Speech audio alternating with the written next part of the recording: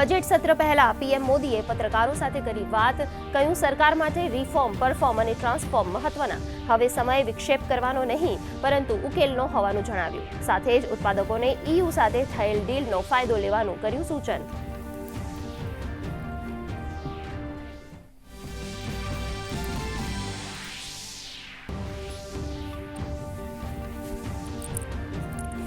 નાણામંત્રી નિર્મલા સીતારામણે લોકસભામાં રજૂ કર્યું વર્ષ 2025-26 માટેનું આર્થિક સર્વેક્ષણ. જીડીપી વૃદ્ધિ દર 6.8%થી 7.2% રહેવાનું અનુમાન.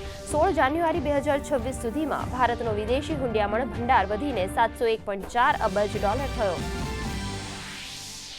દેશના મુખ્ય આર્થિક સલાહકાર વી અનંત નાગેશ્વરને સંબોધી પત્રકાર પરિષદ. કહ્યું, ભવિષ્યના વિકાસ માટે મેન્યુફેક્ચરિંગ અને એક્સપોર્ટ્સ ઉપર મુકાયો ભાર. બેંકોનો NPA ન્યૂનતમ સ્તરે.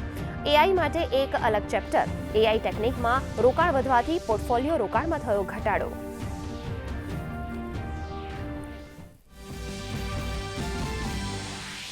UGCના નવા નિયમો પર સુપ્રીમ કોર્ટની રોક. નવા નિયમો હાલ પૂરતા નહીં થાય લાગુ. 2012ના જૂના રેગ્યુલેશન્સ જ હાલ પૂરતા રહેશે યથાવત. સર્વોચ્ચ અદાલતે UGC તેમજ કેન્દ્રને આપી નોટિસ.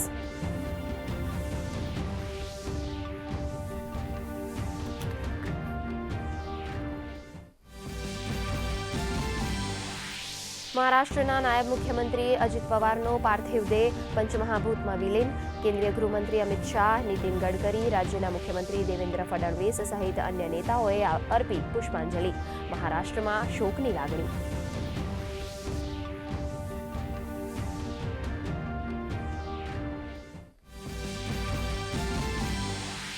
અમદાવાદ ક્રાઇમ બ્રાન્ચ અને ATSનું સંયુક્ત ઓપરેશન. આંતરરાજ્ય બાળ તસ્કરીના રેકેટનો કર્યો પર્દાફાશ. અમદાવાદ એરપોર્ટ પાસેથી નવજાત બાળકનું રેસ્ક્યુ કર્યું.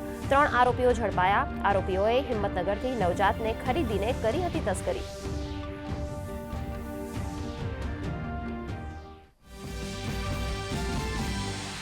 મુખ્યમંત્રી ભૂપેન્દ્ર પટેલે જગત મંદિર ખાતે દ્વારિકાધીશના ચરણોમાં ઝુકાવ્યું શીશ. મહાચંડી યજ્ઞ અને 1008 મહારુદ્ર અભિષેકમાં થયા સામેલ. દ્વારિકાધીશના ચરણોમાં રાજ્યના સર્વાંગી કલ્યાણ માટે કરી પ્રાર્થના. તો ગીર જંગલના વનકર્મીઓને પેટ્રોલિંગ, પ્રોટેક્શન માટેના 183 વાહનોની આપી ભેટ. રાજ્યમાં હાડ થીજાવતી ઠંડીનો અનુભવ. 7 ડિગ્રી સાથે નલિયા સૌથી ઠંડુ શહેર. 5 શહેરોનું લઘુત્તમ તાપમાન 11 ડિગ્રીને સ્પર્શ્યું. આગામી સમયમાં ઠંડીમાં આંશિક ઘટાડો થવાનું હવામાન વિભાગનું અનુમાન.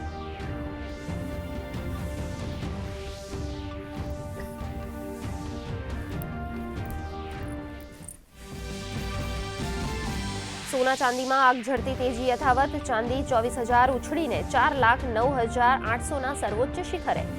શેર બજાર ગ્રીન ઝોનમાં થયા બંધ. ડોલરની સરખામણીએ ભારતીય રૂપિયો નરમ.